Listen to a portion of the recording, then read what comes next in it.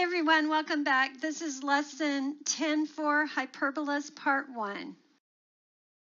Your objectives for today: you're going to be able to write the standard equation for a hyperbola, and you'll also be able to graph a hyperbola and identify its center, vertices, covertices, foci, and asymptotes.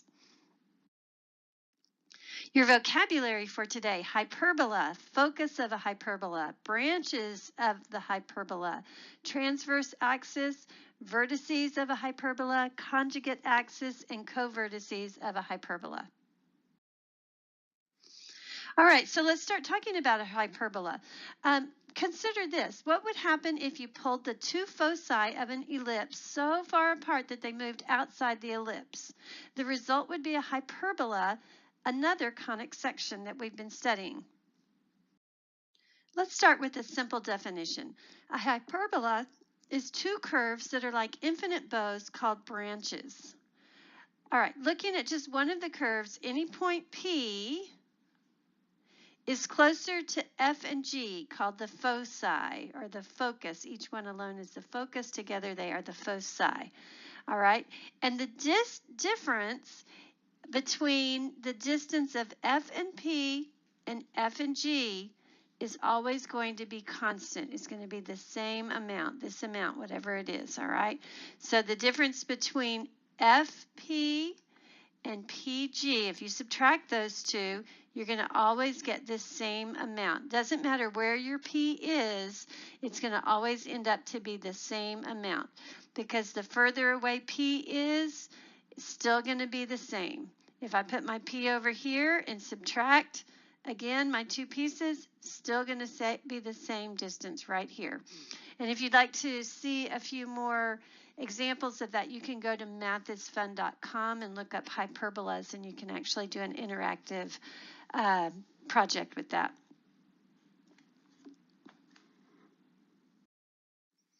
All right, so let's take a look at the actual definition of a hyperbola. It is a set of points P, X, Y. So P could be anywhere. It's just a set of P, X, Y coordinates anywhere in the plane, that the difference of the distances from P to fixed points F and G, the foci, which is plural for focus, is constant. For a hyperbola, the distance equals the absolute value of PF minus PG, where D is the constant difference. You can use the distance formula to find the equation of a hyperbola. So we know that this distance right here is always going to be the same no matter where I put my P. If I take the difference of PF and PG, the difference is always going to be constant, and that's how we're going to get our equation of a hyperbola, because this difference is always constant. Okay, in example 1, we're going to be learning to use the distance formula to find the constant difference of a hyperbola. So we're given F, we're given G, and we're given P, a point. So the first thing we want to do is remember the definition of the constant difference of a hyperbola, which is the distance of PF minus the distance of PG, and that's going to give us our constant difference, all right? So let's get started. Use our distance formula. Now notice that I have x1 and x3 here, and y1, y3, and x2 and x3. So we haven't really used that before, so let's just write this down. This is going to be our x1, y1. This can be our x2, y2, and this will be x3, y3. All right, so now that we have those points labeled, we can more easily substitute everything in. And then when we simplify, we end up finding out that the constant difference is 4.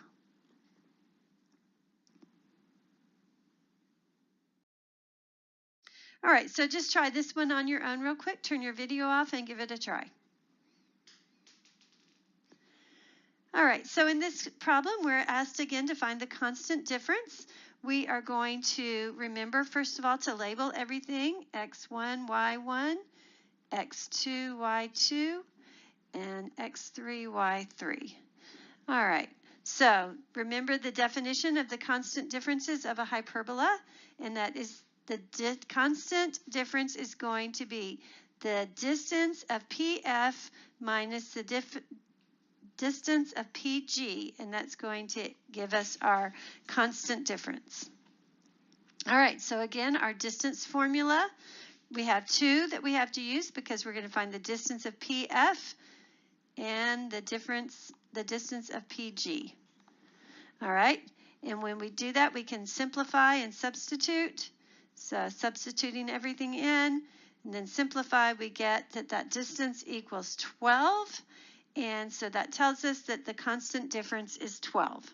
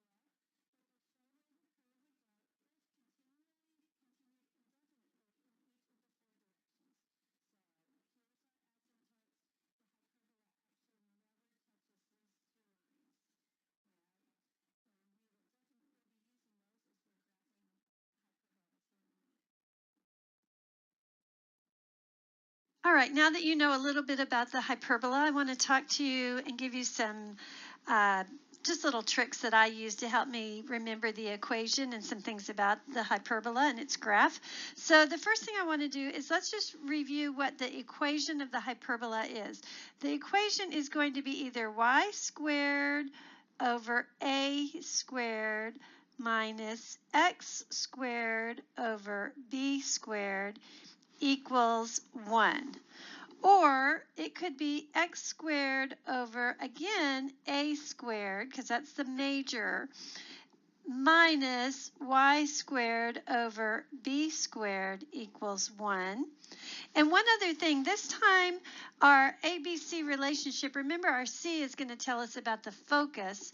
Our ABC relationship in this is going to be C squared equals A squared plus B squared this time. So when you were working with the parabola, when you were working with the ellipse, your equation was c squared equals a squared minus b squared. And now that we're working with the hyperbola, the equation is going to be c squared equals a squared plus b squared. All right, so let's take a look at the graph of this. Notice that when I have a y squared first, my graph, I think, kind of looks like a y. All right, so I can kind of see a y here and an upside down y here. All right, when it's an x, I can kind of see them making an x like this. All right, so either way, I just can kind of remember that if it's x, it's going to look like that. And if it's the y, it's going to make the shape of a y. So that's what I would use to remind you. So if it comes with y first, the parabola is going to look like a y, an upside down y. And if the x is first, the parabola is going to end up making an x like that. All right, so I hope that helps you as we move on a little bit. So let's keep going. All right, so let's take a look at this example here. Our first equation starts out with, and I notice that there's an x squared over 2 squared first. So since I see this x squared, I'm going to remember that my hyperbola is going to look something like an x, so it's actually going to be doing something like this. And when I actually graph it out, this is what it looks like. And let's take a look at my a, all right? That's on my transverse axis, and that's associated with the x, so I can just go over 2, and my graph is written by 2's. And so I can see that my vertex, one of them is going to be at 2, 0, and my other one is at negative 2, 0. Now, in order to find the covertex, or the covertices, I'm going to do the same thing. Here's my b, so I'm just going to go up 2 and down 2. So 0, 2, and 0, negative 2. So let's go ahead and put those points in. And now I have, just by looking at that simple equation, my vertices and my covertices. My vertices are on the same line as my transverse axis. My covertices are on my conjugate axis. Okay, now the next thing that's fun to do is you can just box those 4 points that we have and put a box around them. Now, if we can just draw 2 lines straight through the middle of those 2, I end up with my asymptotes. And so you can see that the equation works out to look with the graph just like this, and it's pretty easy to graph it once you kind of understand how that works.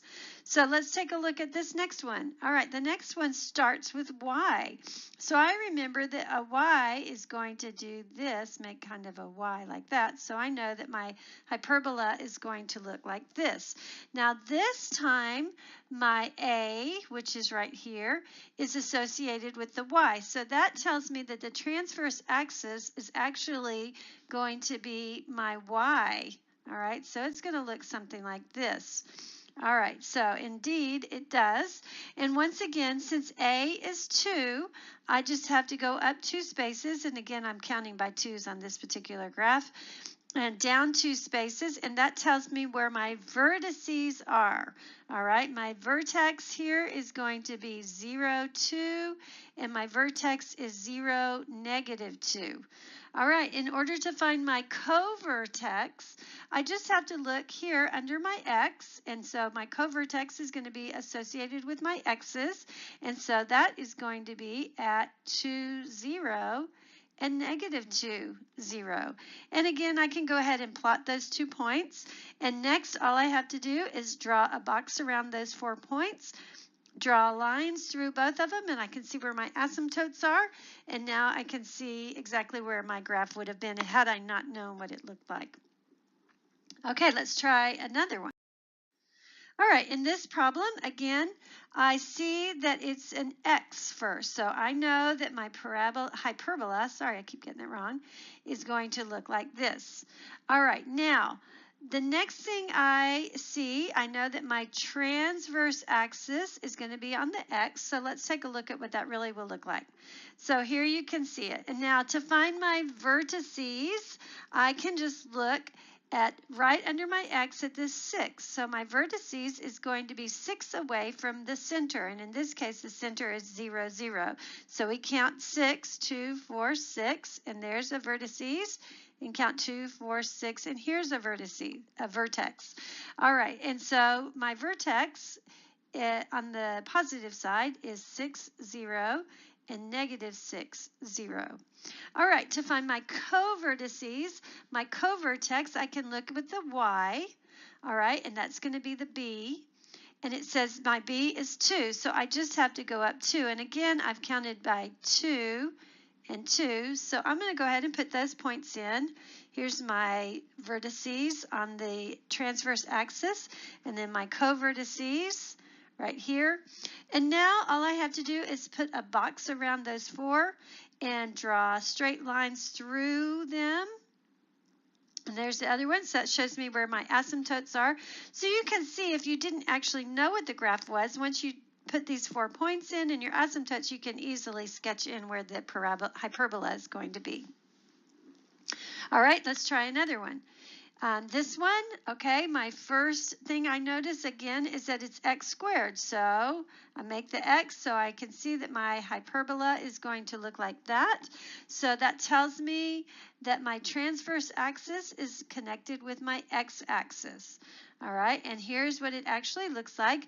Again, on the x-axis, I'm going to go over 2. This time I'm counting by ones here. So 1, 2, and 1, 2. So there's my 2 vertices. My positive one, vertex, is going to be 2, 0, and this side is going to be negative 2, 0.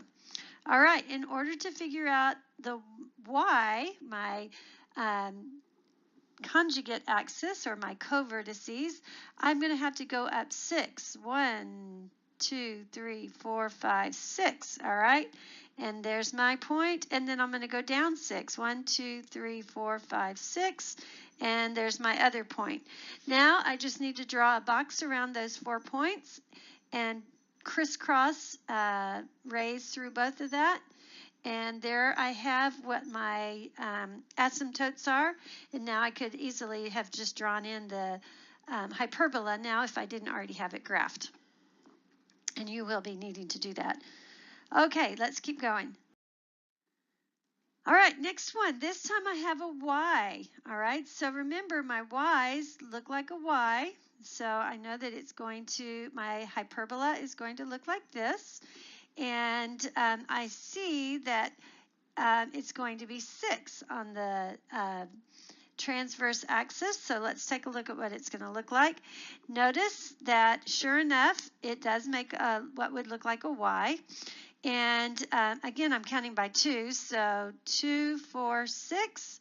So my vertex in the positive is 6, 0, 6, and in the negative is going to be 0, negative 6.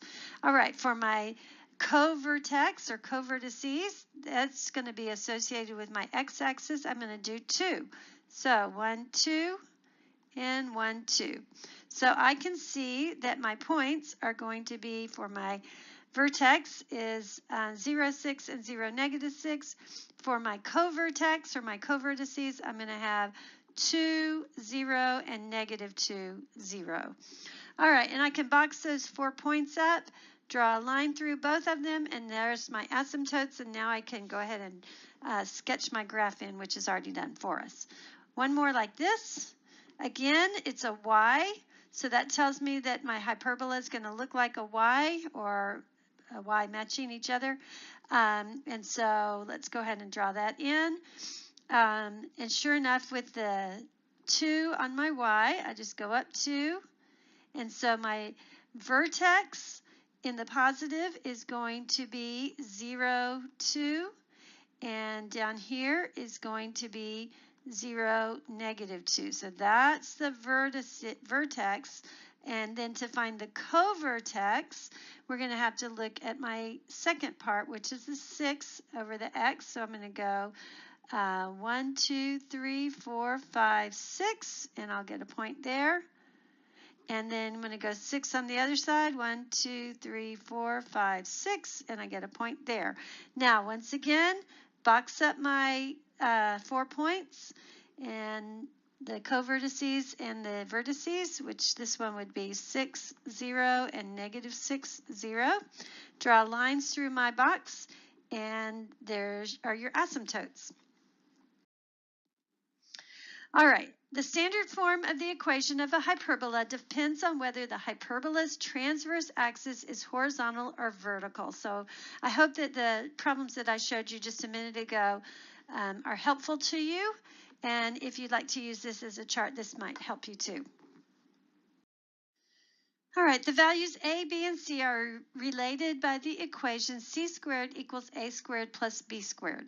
Also note that the length of the transverse axis is 2a and the length of the conjugate is 2b. So let me just draw that for you really quickly. So we already had it on another page. So if I have a parabola like this and like this distance is a and this distance is a. So the total distance of my transverse, in this case, axis is 2a. All right. And if I had it the other way like this, again, this is a and this is a. So this total distance is 2a. And for the b, whatever this is to this point, this would be a b and this would be a b.